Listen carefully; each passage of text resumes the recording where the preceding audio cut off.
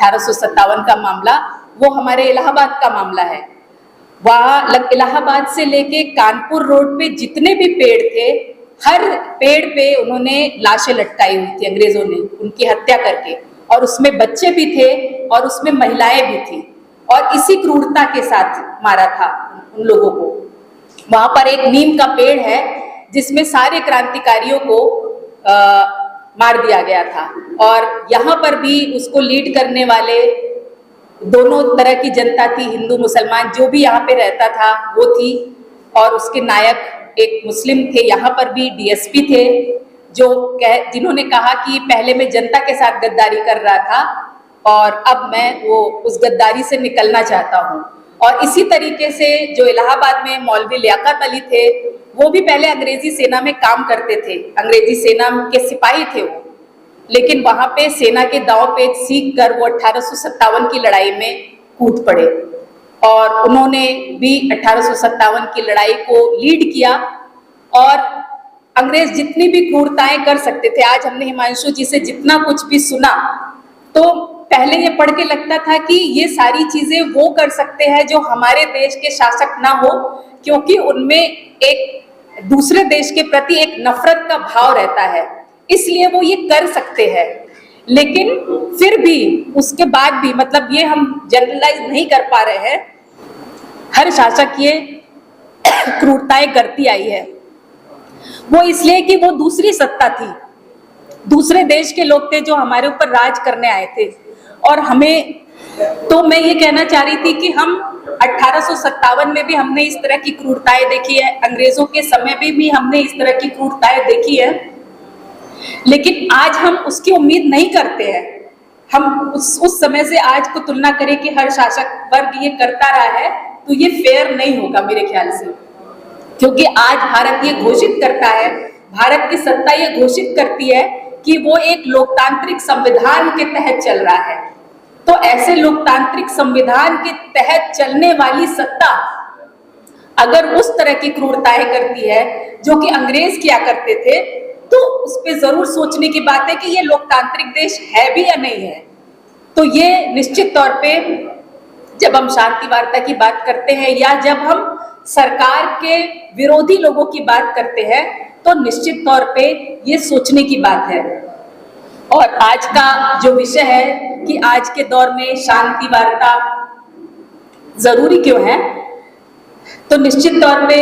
इस पे सोचने की जरूरत है, क्योंकि हम आज उस समय में शांति वार्ता की बात कर रहे हैं जबकि बड़े पैमाने पर इस देश की सत्ता इसको सेलिब्रेट कर रही है कि हमारे विरोधी जंगल में मारे गए, और बेशक उनको पकड़ के मारा हो, क्योंकि माओवादियों का ये भी स्टेटमेंट आया है कि उन्होंने बासवा राजू को पकड़ लिया था, उसके बाद मारा है, लेकिन जैसे भी मारा है उसको वो सेलिब्रेट कर रहे हैं। और हम एक ऐसे दौर में शांति समझौते की बात कर रहे हैं जबकि ये माना जा रहा है कि, और ये है भी, कि माओवादियों को एक बहुत बड़ा सेटबैक लगा है, वो बहुत बड़े स्तर पे पीछे गए हैं, और ये उनकी एक तरह की हार मानी जा रही है निश्चित तौर पे। लेकिन मेरे दिमाग में एक उल्टा सवाल आता है इसको लेके, और उठना भी चाहिए, कि आप वास्तव में माओवाद को खत्म करना चाहते हैं या फिर माओवादियों को मारना चाहते हैं। अगर आप माओवाद को खत्म करना चाहते हैं तो यही मान के कि अब वो कमजोर हो गए हैं, देखो देखो इसलिए शांति वार्ता में चले आए हैं, यही कहा जा रहा है वास्तव में कि इसलिए चले आए हैं। तो मैं ये पूछना चाहती हूँ कि अगर वो इसलिए भी आ गए हैं, अगर वो अपने आप को कमजोर मान के भी शांति वार्ता की अपील कर रहे हैं, तो भी अगर सरकार उसमें नहीं जा रही है, मतलब ये तो अच्छा मौका है कि अगर वो कमजोर स्थिति में है तो आप सरकार उनसे बहुत ज्यादा बार्गेन कर सकती है, लेकिन इस समय भी वो आखिर जा क्यों नहीं रहे हैं शांति वार्ता में? ये जो सवाल है, इसी से सत्ता कैसे सोचती है और कैसे एक्ट करती है उसकी पोल खुलती जाती है। इसलिए मैं इस पे बहुत ज्यादा जोर दे रही हूँ कि क्यों वो लोग शांति वार्ता में नहीं जा रहे हैं। जब हम इसकी बात कर रहे हैं तो निश्चित तौर पे जो पिछली शांति वार्ताएं हुई हैं और जितना दमन हुआ है उसके बारे में हिमांशु जी ने बहुत ही विस्तृत तरीके से रखा। सच में वो रोंगटे खड़े कर देने वाला है, और मुझे पता है कि हिमांशु जी जहां कहीं भी जाके, जिस शहर में भी इस तरह के रिप्रेशन की बात बताते हैं, उनको नहीं विश्वास होता है, और या विश्वास होता है तो वो आश्चर्य से भर जाते हैं कि ऐसा भी हो सकता है अपने देश। लेकिन इसके साथ ये भी सही है कि इसके पहले से ही जबकि माओवादी इतनी कमजोर स्थिति में नहीं थे, उस टाइम भी अगर हम देखें कि वो अपने विरोधियों को किस तरह से देखते हैं, और अपने वो विरोधी में इसलिए उनको कह रही हूँ क्योंकि सरकार उनको आतंकवादी, उग्रवादी बहुत सारी चीजें कहती है, लेकिन इसी संविधान के तहत अगर देखें और संविधान में जो कुछ भी लिखा हुआ है उसकी अगर हम व्याख्या करें तो वो कैसे विरोधी हो सकते हैं या फिर कैसे संविधान के दायरे के बाहर वो सोच रहे हैं, इस पे एक सवाल उठता है। वो इस तरीके से कि हमारे संविधान ने के आर्टिकल 19 ने हमको अभिव्यक्ति की आजादी का एक अधिकार दिया है, और उस अभिव्यक्ति की आजादी के तहत हम सरकार की नीतियों की भी आलोचना आराम से कर सकते हैं। लेकिन उस आलोचना का क्या होता है, इसके बारे में आप सब लोग जानते हैं। किसान आंदोलन में क्या हुआ आपने देखा, जो जितने भी नागरिक आंदोलन चल रहे हैं उस पर किस तरह से दमन हो रहा है, उसके बारे में हम देखते रह रहे हैं कि क्या हो रहा है। लेकिन ये भी सोचने की बात है कि अगर मुझे लगा ये क्या करने जा रहा है मुझे जब अरेस्ट किया गया था तो ऐसे ही आके अंगोछा लगा दिया गया था। तो अगर हम एक सिस्टम में रहते हुए अगर हम ये बात कर रहे हैं कि ये सिस्टम की बजाय एक दूसरा सिस्टम वो बेहतर सिस्टम है, तो मैं ये पूछती हूँ कि सरकार को उस पर क्यों नहीं सोचना चाहिए। जैसे मैं अगर खुल के कहूँ तो माओवादी जनताना सरकार की बात करते हैं, और जनताना सरकार के बारे में क्योंकि मैंने थोड़ा पढ़ाई की है कि क्या है वो जनताना सरकार, और वो उस पढ़ाई से मुझे जो चीज समझ में आई, मुझे लगा कि ये तो बहुत अच्छा सिस्टम है और इस पे बात करने से बचना क्यों चाहिए, इस पे तो बात होनी चाहिए कि ये जनताना सरकार में क्या क्या चीजें वहां पे की जा रही हैं। तो लेकिन अभिव्यक्ति की आजादी आर्टिकल 19 होते हुए भी जैसे ही हम जनताना सरकार की बात करते हैं वैसे ही हमको माओवादी बोल के और आतंकवादी बोल के 121A IPC मतलब सरकार के खिलाफ युद्ध छेड़ना ये लगा दिया जाता है। तो ये सवाल है या नहीं है कि अगर हम इस सिस्टम में रहते हुए अगर हम किसी और सिस्टम की बात करते हैं तो क्या ये सरकार के खिलाफ युद्ध छेड़ना है? केवल बात करते हैं। मान लीजिए कि हम जाते हैं हथियारबंद आंदोलन में, तो वो एक बात हो सकती है, उस पर एक डिबेट हो सकती है, जैसा कि उन्होंने कहा कि हम बात कर लेंगे उनसे। लेकिन हम एक सिस्टम का विरोध करते हुए अगर दूसरे सिस्टम को सपोर्ट करते हैं तो फिर वो कैसे आतंकवाद की लाइन हुई, या वो कैसे सरकार के खिलाफ युद्ध छेड़ना हुआ, वो कैसे आतंकवाद हुआ, वो कैसे जेल में डालने लायक काम हुआ, ये सोचने की जरूरत है। खास तौर पे जो नागरिक समाज के लोग हैं, जो मानवाधिकार के लोग हैं, उनको निश्चित तौर पे ये सोचने की बात है, क्योंकि हम लोग अभी शांति वार्ता के लिए ज्यादा प्रयास कर रहे हैं। एक देश के जागरूक नागरिक होने के नाते हमको अपने देश में जो भी चल रहा है, अगर मारकाट मची हुई है तो उसके लिए हम शांति का प्रयास करते हैं, और अगर हम शांति का प्रयास कर रहे हैं तो इन सारे सवालों पे निश्चित ही हमें सोचना होगा। लेकिन सरकार सोचती किस तरह से है, इसके बारे में बोलने के लिए सबसे अच्छा उदाहरण मुझे लगता है जीएन साई बाबा का, जो उनको कन्विक्शन हुआ, जो उनको आजीवन कारावास की सजा सुनाई गई, उसमें जो जजमेंट में जो लिखा गया है वो उसका सबसे अच्छा प्रतीक लगता है कि ये सरकार कैसे देखती है, कैसे सोचती है। उसमें साफ साफ लिखा हुआ है कि जीएन साई बाबा जैसे लोगों के कारण गढ़चिरौली और जगहों पे विकास नहीं हो पा रहा है, और बहुत सारे इन्वेस्टर्स, बहुत सारे पूंजीपति वहां पे निवेश नहीं कर पा रहे हैं। इसलिए मेरा तो बस चलता है कि इनको फांसी पे लटका दें। जज ये लिखा हुआ है कि मेरा तो बस चले तो मैं इनको फांसी पे लटका दूं, लेकिन ज्यूरिसडिक्शन के कारण मेरे हाथ बंधे हुए हैं, इसलिए मैं इनको आजीवन कारावास की सजा देता हूं। इससे उसका जो मंशा है स्टेट की वो जाहिर होती है। और जीएन साई बाबा को बाहर नहीं निकलने के लिए कितने ज्यादा उन्होंने एड़ी चोटी का जोर लगा दिया सरकारी एजेंसियों ने, ये सब आप लोगों ने देखा। तो ये किस लिए आखिर? इसलिए क्योंकि वो भी ये मानते हैं कि जिस तरह जो हमारा डेवलपमेंट का मॉडल है वो एक गलत मॉडल है और उसका असली विरोध करने वाले ये सारे लोग ही हैं। इसलिए वो शांति वार्ता में नहीं जाएगी, वो उनकी बात इसलिए नहीं सुनेगी कि फिर नहीं तो हमारा जिससे उनकी नाल भी बंधी हुई है, नाल जो बंधी हुई है, जो बच्चे की नाल माँ से जैसे बंधी होती है, तो इस सरकार की नाल भी जिस तरीके से साम्राज्यवादियों के साथ बंधी हुई है, उसके कारण से वो बिल्कुल नहीं चाहते हैं कि उनके साथ किसी तरह की बातचीत हो, उनके साथ किसी तरह की मुलायमियत बरती जाए या फिर उनको जेल से बाहर निकलने दिया जाए, यहाँ तक कि जीएन साई बाबा जैसे लोगों को भी। दूसरा एक और केस भी है जो आपके बिल्कुल पास का है, जो मानेसर वाला। मानेसर में जो 13 मजदूरों को सजा सुनाई गई, आजीवन कारावास की सजा सुनाई गई, उसमें भी, और दोनों जजमेंट बिल्कुल आसपास आए थे, उसमें भी बिल्कुल यही बात कही गई, इत्तेफाक से दोनों आसपास थे, उसमें भी ये कही गई कि इन मजदूरों को इसलिए सजा देना बहुत जरूरी है क्योंकि अगर हम सजा नहीं देंगे तो जो वो, आपको पता होगा कि जापान वहां मानेसर में आया इन्वेस्टमेंट के लिए, जहां पे ये घटना हुई थी, तो अगर हम इन मजदूरों को सजा नहीं देंगे तो फिर दूसरे इन्वेस्टर हमारे देश में कैसे आएंगे,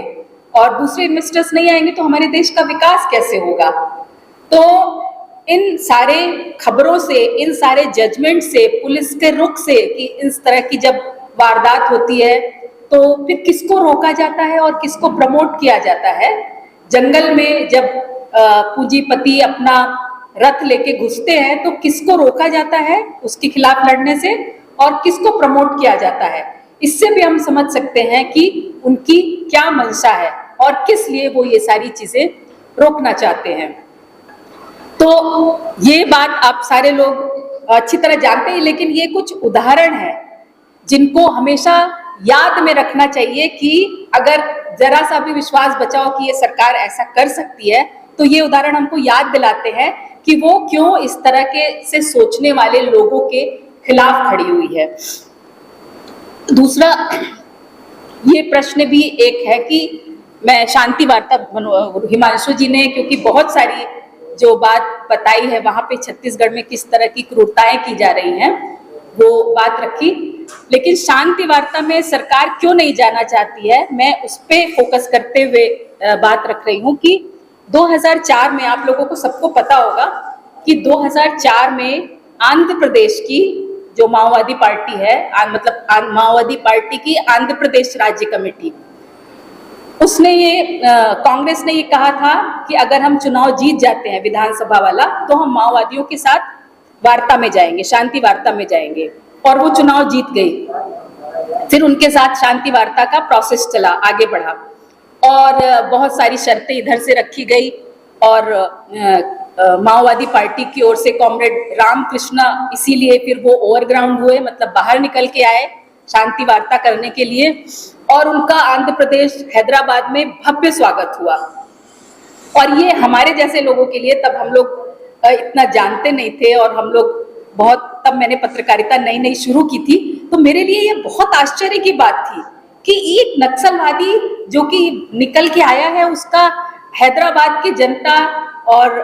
आंध्र प्रदेश की जनता इतना भव्य स्वागत कैसे कर सकती है। और केवल स्वागत ही नहीं, जो खबरें आ रही थी उसमें ये था कि उन लोगों ने जो जो सरकार से प्रस्ताव रखे थे वो लगातार आ रही थी। उसमें वो क्या क्या प्रस्ताव थे? वो प्रस्ताव थे कि जमीनों का बंटवारा जो भूमिहीन मजदूर है उनके बीच में होना चाहिए, और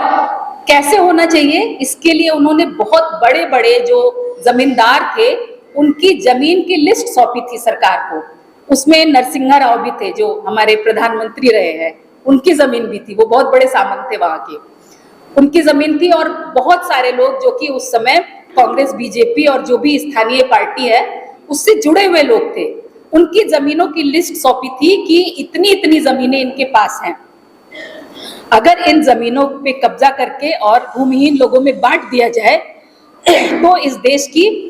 गरीबी काफी हद तक, इस देश की मतलब उस प्रदेश की गरीबी काफी हद तक दूर हो सकती है। लेकिन सरकार के लिए बड़ी ऊहापोह और बड़ी शर्मिंदगी की वजह बनी, क्योंकि सरकार ने इस शांति वार्ता के इस प्रस्ताव को मानने से इनकार कर दिया। दूसरा, उन्होंने एक मिनिमम स्तर का, जैसे जो हम लोग मैक्सिमम स्तर का लोकतंत्र की बात करते हैं, तो वो तो शायद समाजवाद में या फिर जब चेतना और बढ़ेगी तब शायद मुमकिन है, लेकिन एक मिनिमम स्तर की, माओवादी ये जानते हुए कि शायद ये सरकार इस पे नहीं बढ़े, लेकिन मुसलमानों को उनके अल्पसंख्यक हैं जो, उनको उनके अधिकार मिले, महिलाओं के नाम से प्रॉपर्टी राइट हो, इन सारे सवालों को लेके, आदिवासियों की जो जल जंगल जमीन का सवाल है, इस पे उनका हक हो, जो कि संविधान की 6वीं अनुसूची भी बोलती है, तो इन सब चीजों को लागू किया जाए, ये सारे उनके प्रस्ताव थे। बहुत सारे एमओयूज रद्द करने की बात थी जो जंगल पे कब्जा करते थे, लेकिन इनमें से एक भी, मतलब सरकार बात करती रही कि ये कट कर, पहले तुम लोग हथियार रख दो, तो वो हथियार रख के भी आ गए, लेकिन पहले आप लोग ये छोड़ दो, वो छोड़ दो, सारे एक साथ कर दो। इस तरह से करते हुए अंततः शांति वार्ता सफल नहीं हुई। शांति वार्ता के लिए बहुत सारे लोग जो आए थे, उनका सरकार ने जंगल में पीछा किया और बहुत सारे लोगों को मार भी दिया। लेकिन ये बहुत मार्के की बात थी कि कॉमरेड रामकृष्ण जब जंगल से बाहर निकल कर आए, तो वो जिस होटल में रुके हुए थे, उनसे मिलने के लिए एक लंबी लाइन, यहाँ से लेके गेट तक की लंबी लाइन लगी रहती थी। ये फोटो में, अखबारों में आया था, इस लाइन की तस्वीर भी आई थी, तस्वीर के साथ। और क्यों लोग लगे रहते थे? उनका कोई इसलिए आया है कि उनकी अपनी जमीन जो है वो गांव के किसी सामंत ने कब्जा कर लिया है, तो वो प्लीज हमारा ये छुड़वा दीजिए, अच्छा सरकार पे दबाव डाल के हमारा जरा ये काम करवा दीजिए। तो इस तरह की जो बहुत सारी चीजें थी, इसके लिए लोग सरकार से मिलने नहीं जा रहे थे, वो माओवादियों से मिलने के लिए आ रहे थे, माओवादी प्रतिनिधि से मिलने के लिए आ रहे थे। और ये मेरे जैसे पत्रकारों और बहुत सारे ऐसे लोगों के लिए बहुत ही आश्चर्य की बात थी कि जनता सरकार से ज्यादा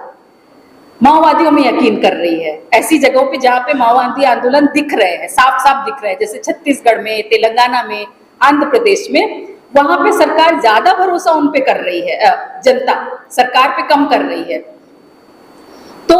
बेशक वो शांति वार्ता असफल हुई और बहुत नुकसान भी हुआ माओवादी पार्टी का, लेकिन सरकार बहुत ज्यादा एक्सपोज हुई। ये सबके सामने आ गया कि जो गरीबी दूर करने का, जो लोग ये लोग बोलते हैं कि दलितों को पॉलिटिक्स में लाना चाहिए, आदिवासियों को लाना चाहिए मेन स्ट्रीम में, महिलाओं को आरक्षण देके हमको सशक्त बनाना चाहिए, बेटी पढ़ाओ लिखाओ जैसे, बढ़ाओ जैसे जो नारे देते हैं,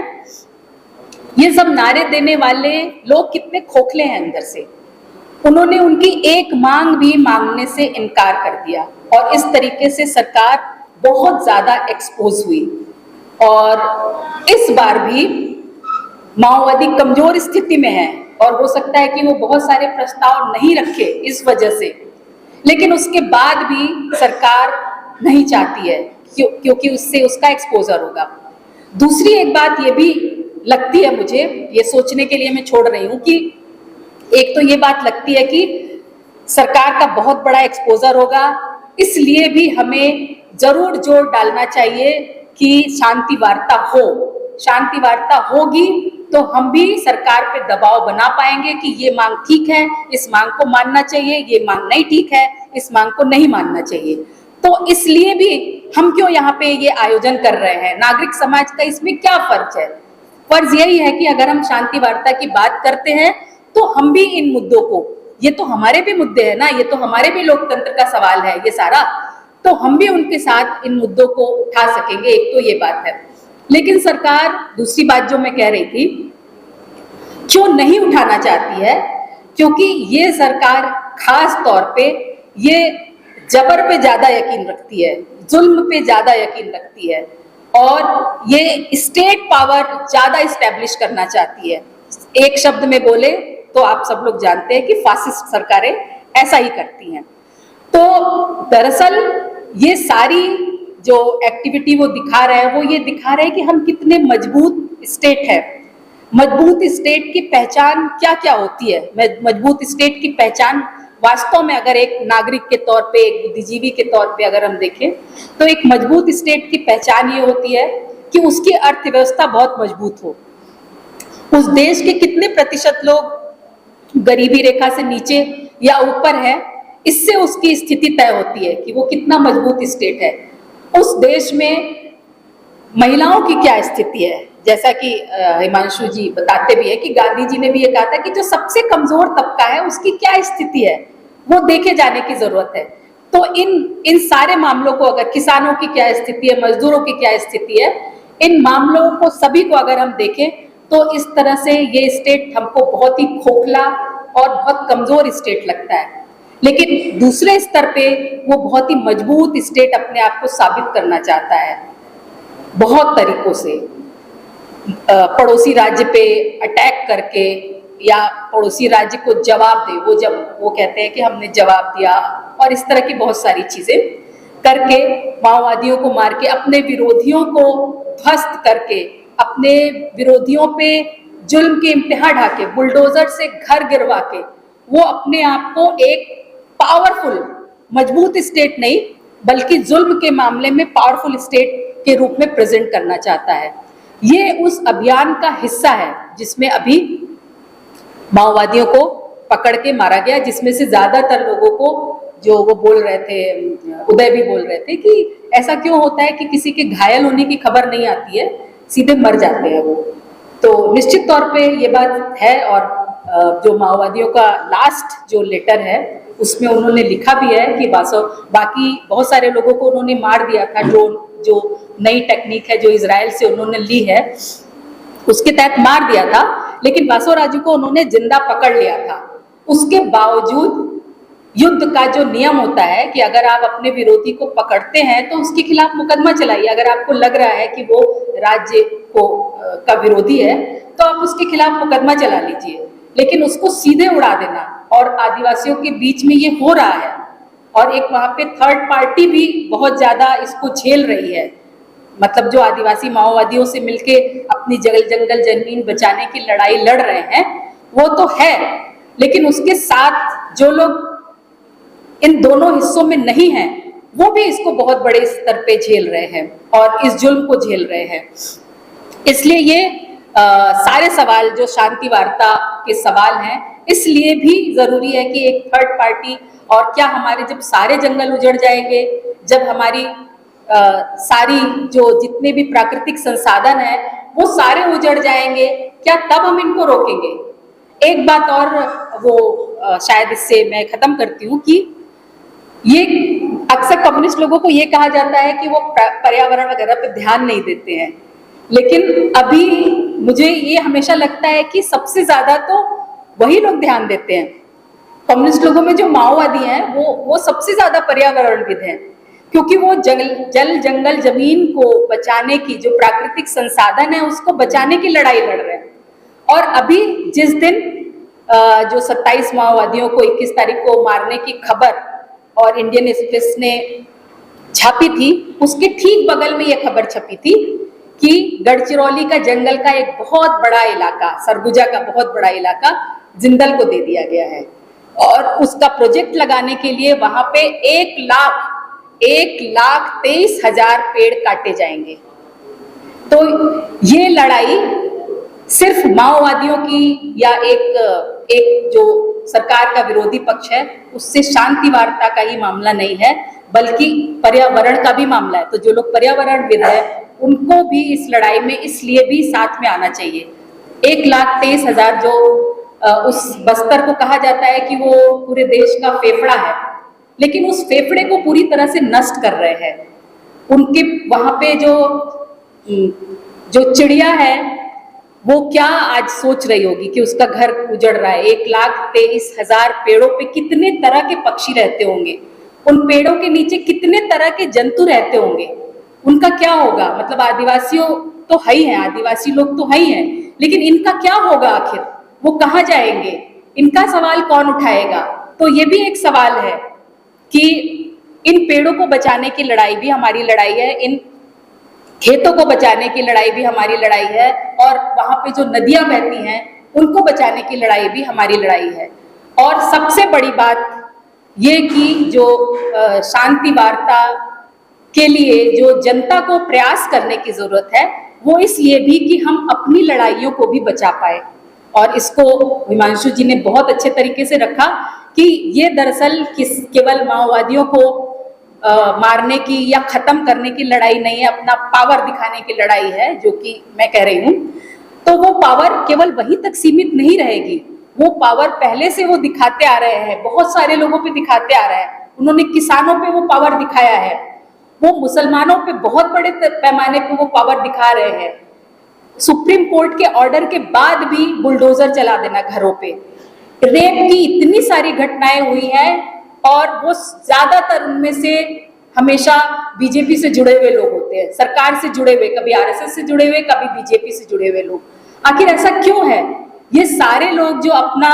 जो एक बुरी इच्छाएं थी उनको दबा के बैठे थे, इस सरकार से आने से क्यों ये सारी जो है चीजें उभर के आने लगी है? क्यों इन लोगों को जो है कोई